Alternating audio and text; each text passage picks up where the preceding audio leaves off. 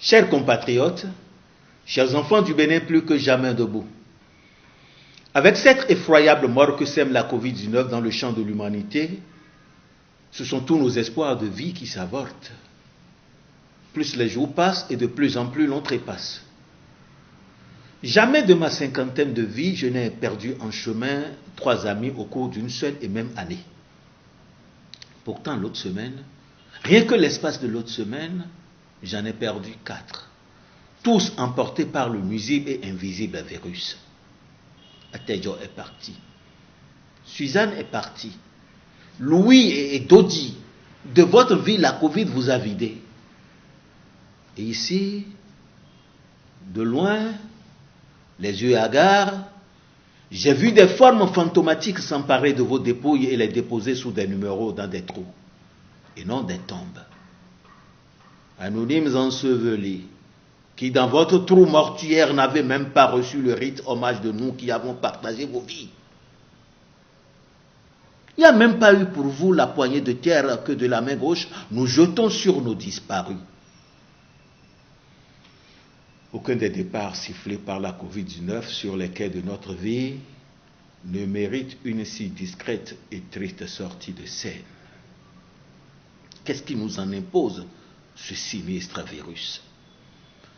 Déboussolés, désemparés, je me demande qui d'entre nous aujourd'hui ou demain devra encore partir.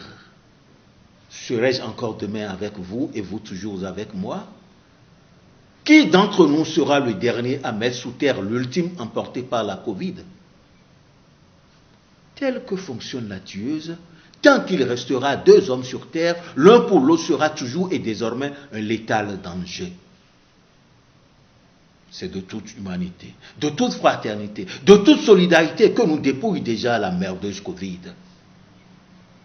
N'est-ce pas qu'elle a déjà fini d'infiltrer la suspicion dans nos bureaux, dans nos marchés, dans nos lieux de culte, dans nos maisons et même dans nos lits? Bientôt, c'est toute notre âme d'humain que nous perdrons si instamment nous ne resserrons pas les rangs et en bloc inébranlable avançons vers demain. Écoutez, sans armes et par 2 fois, j'ai survécu aux attaques de la braqueuse Covid. Aurais-je encore la malchance de croiser son chemin et de me laisser prendre dans ses perfides bras? S'il doit encore avoir une hypothétique rencontre, que la pétasse, la fourbe amoureuse de tous les hommes de la terre aiguise ses dents, acère ses griffes, parce qu'entre lui et moi, plus jamais les choses ne seront comme avant.